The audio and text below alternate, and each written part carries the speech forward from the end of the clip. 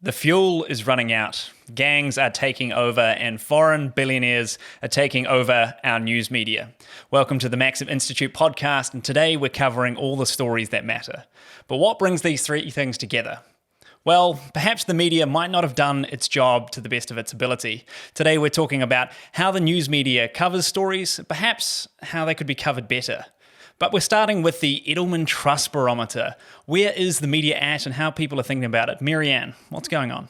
Yes, every year the Edelman Trust Barometer comes out with measures of public trust, comparing countries across time, trust in different institutions.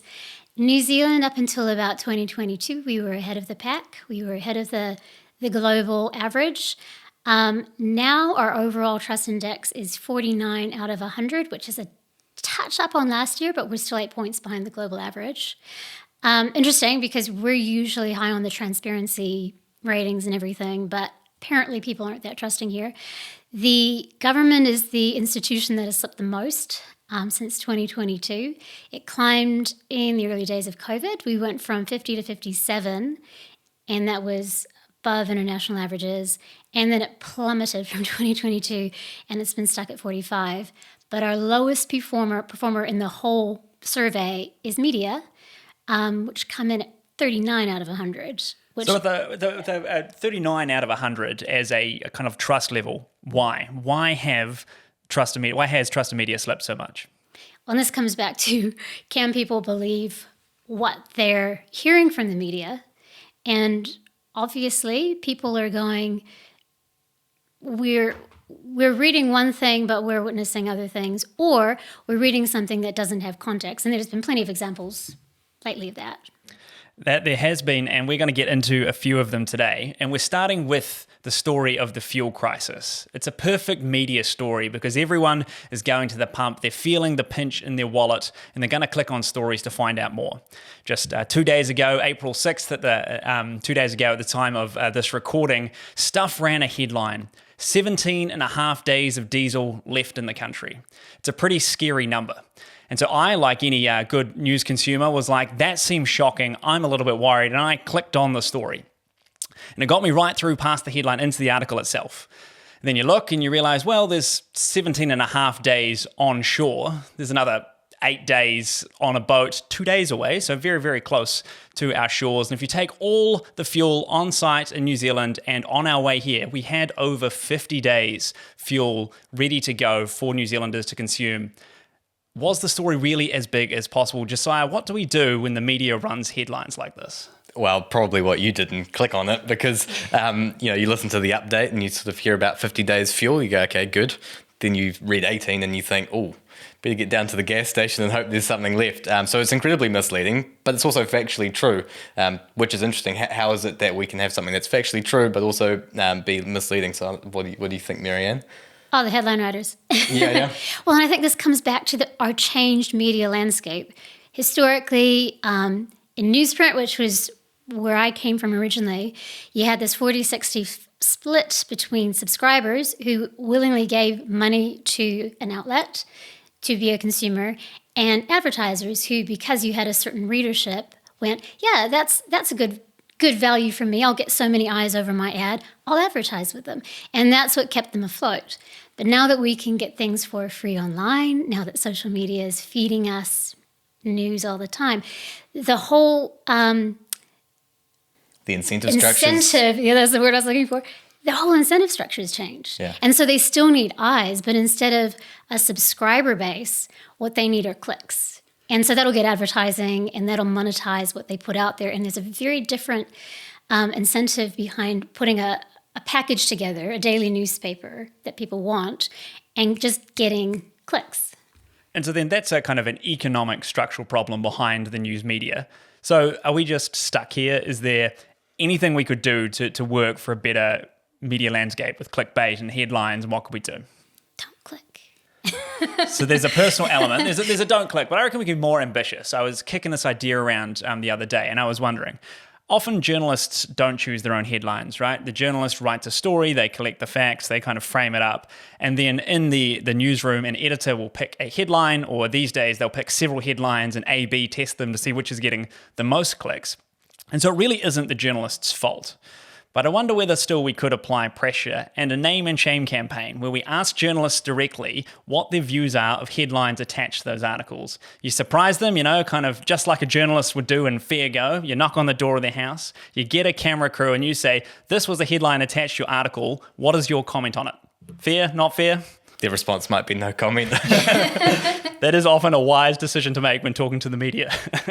But anyway, we've got to keep moving. I think, clickbait is certainly one of those enduring problems that gets us. And so there's another story that I'm really deeply worried about. I was just, again, browsing news at work all the time, as I do, and I saw a headline, more gang members than police officers. That seems pretty scary. Josiah, what's going on? Yeah, so One News ran the story about what is significant. Now gang members outnumber police officers. And if you remember from the election debates, one of the questions was, will you commit to having more police officers than gang members? And at an intuitive level, that sounds like an important thing. If you've got criminals on one side of things and you've got police on another, you want the balance of power to be on the side of the authorities.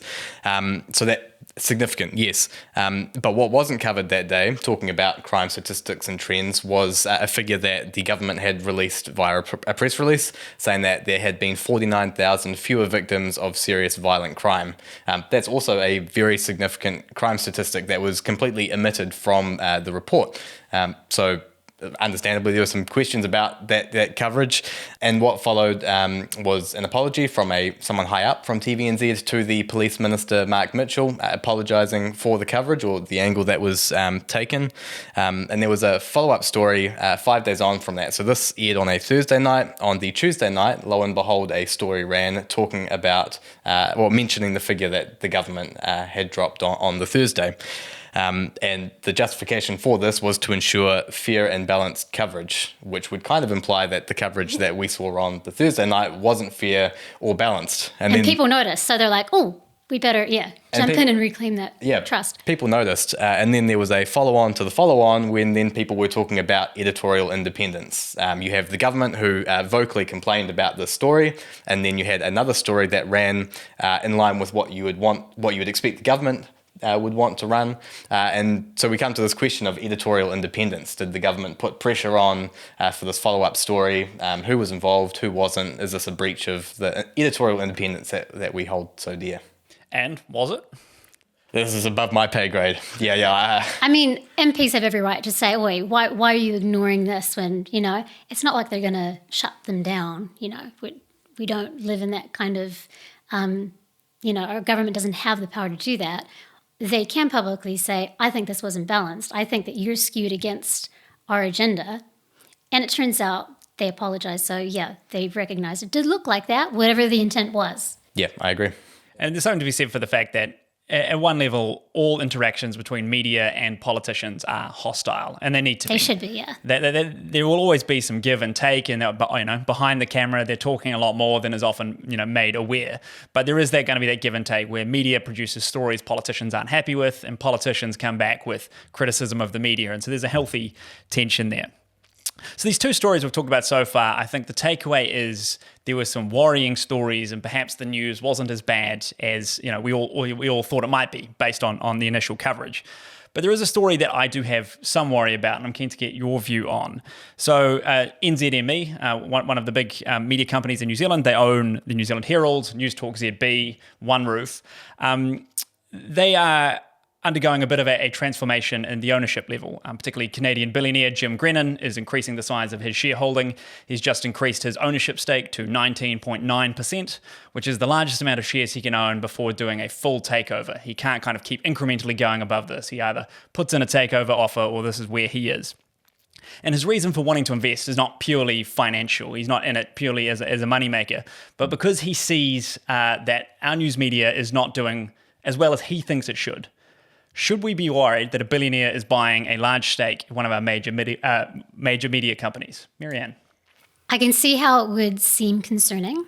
Obviously, people with money, people with a platform like that, they do have power. And so you hope that they will use it for good. There's no way to make sure they do. I think in the New Zealand context, We haven't been big enough to have media barons. You don't get rich off of media in New Zealand by the same standards as you do like in the States since the 1800s, or in the UK. So I think in this context, it seems a little bit alarming because we're like, oh no, a wealthy person owns a media outlet, or a good chunk of it. Actually, that's the way things have always operated. It hasn't always gone well. Even big publications like the New York Times have had kind of dark spots on their history because of the agenda of people who own them. So, yeah, I see that there's a place for caution, but actually my concern isn't whether or not he's going to drive some kind of undemocratic storyline narrative. I think the important question is, how does he view freedom of speech, freedom of the press? Because you can disagree with somebody's worldview, but if they own a journalistic outlet and they are good journalists or they support good journalism, then actually you're in a better space. The example that comes to mind for me is the Free Press in the US, which was started by Barry Weiss, an ex-New York Times journalist. She left publicly for disagreements, not with their ideological bent so much as the way that things journalistically were operating. Set up her own thing with someone else. It was a Substack in 2021. They had 100,000 readers, not all of which were paid. I think most of them were not. As of last year, they had 175,000 paid subscribers and 1.5 million total readers. So that's quite the story on its own. And then last year, CBS, Paramount Global, which is one of the big three in the States, like absolute mainstream, been around since 1927, bought the Free Press, but Barry Weiss became the editor of CBS News. So they didn't just subsume them. They bought them because they realized that they were doing something good, something valuable that a lot of mainstream, the audiences, they're losing, I think largely because of the trust issue. And so now she's the editor of CBS News, and the Free Press has maintained its editorial voice, which for alt media to now become like one of the pillars of mainstream media in the States, I think gives us a sense of who's actually succeeding. For those who haven't come across the Free Press, this is what I love about it. Their tagline is honest, independent, fearless. For those who value open debate and curiosity, they're not tribal. Ideologically, I would disagree with the editors on a number of things, but I love reading the stuff they publish because they legitimately get different voices, they get people who disagree with one another, and they are open to listening to what they have to say. It's really high-quality journalism, and I feel like I understand issues better when I dip in there. That's someone I disagree with ideologically on many things, but I really respect what they're doing. So for Jim Grennan, I think whether you agree with him or not, the question is he encouraging that kind of those conversations in New Zealand? So it's a lot of pressure on Jim Grennan, I guess. You know, in New Zealand media landscape, there are a small number of players, and he is taking a significant role in one of the big ones. It seems like a vulnerability in our media landscape that such a small number of people could be the main players. You know, the free press in the States is increasingly a large thing, but in a very diversified media landscape. Josiah, am I being paranoid when I say perhaps this represents a vulnerability in New Zealand's media landscape? Yeah, well, certainly I think Jim Grennan, you see a change at the Herald since he's been a part of the organisation and his shares growing. So it's clear that he's had an impact. I think the thing that maybe we need to remember when we're talking about media is that somebody is always making an editorial decision. In some parts of the world, it's more clearly partisan, the media. If you're watching CNN or Fox News, you kind of have a sense of where they're coming from when you're watching those broadcasts. Even in Australia, they have a sort of diverse media landscape, the UK as well. Here in New Zealand, our media kind of presents itself as this objective, I guess, fact finder and fact presenter. But some of the stories we've spoken about suggest that actually there are always angles. There's always an editorial decision being made. And so maybe rather than sort of this opaque this opaque sense of what gets published and how we just need to recognize that actually there are people who do shape what we read, and we need to be discerning in doing it. So the question of Jim Grennan, he can either do a good thing and make good changes, or he can make some not so good changes. But I think it comes back to what Mary Ann said about, are you following those good journalistic practices? Because we make sense of the world based on assumptions, but are we being fair and balanced in the way that we're treating the material that we're seeing in front of us? And a final observation to make about Jim Grennan and the Herald is that because the Herald or NZME is a publicly traded company, we are aware that Jim Grennan is increasing his influence there and buying more shares in the company. Another major news company, Stuff News, was sold a number of years back for $1. It's a privately held company. We have no sense of their underlying financials, who has a stake, who is paying them for what content. And so while there is perhaps, I'm still a little bit cagey about the situation, we do have a degree of transparency from NZME that we don't get from some other media players. But we're kind of, we talked about these good principles of journalism. Mary Ann is the one here with professional experience doing real journalism and not just hot-taking on a microphone. So Mary Ann, take us home. If Jim Grennan is going to do a great job with the Herald, what are the principles he should be running with? The things we need to look for are not, do we agree with this column writer or the angle that the story is taken? Who are their sources? Like, have they vetted their sources? Are these trustworthy sources? Not just experts, but, are we getting different points of view?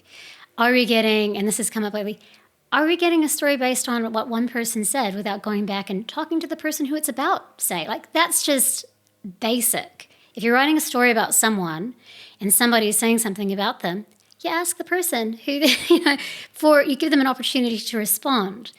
If you're writing something that's not just, human interest, you get at least 3 sources, ideally not singing from the same song sheet. So looking for that kind of balance. And then when you get it wrong, don't wait until someone leans on you to publicly apologize. Media should be publishing retractions and corrections regularly when they realize, we've got it wrong, and not just a little, side note at the end. I think the Edelman Trust Index, in the way it kind of landed its report, highlighted what New Zealanders want in these areas of media and politicians. And I couldn't have said it any better. The most popular wish for politicians, and this is, so we had, trust in media, 39, trust in politicians, not a whole lot higher. This was like 79, 80% in agreement. Politicians should stop using rhetoric that blames or vilifies particular groups, and they should engage in civil discourse. And then for media, write accurate headlines instead of exaggerated or fear-inducing ones, and dedicate equal time and coverage to different viewpoints on big issues. And I think this is why the Free Press is doing well, because this is what people want. They don't want to be polarized. They don't want to be tribal. They actually want to learn something when they consume news. They might click on the clickbait, but they actually want to learn something and understand the world better. I was just going to add to that the world is a complex place, and so maybe beware of any article you read that oversimplifies a problem would, I think, be the takeaway from that. Yeah. There you have it. The world is complex. People might not actually want to be tribal, and perhaps they might even want to learn something new. Maybe our media is not as good as it could be, but it could be better than it is now. This has been another episode of the Maxim Institute podcast. Thanks for joining us.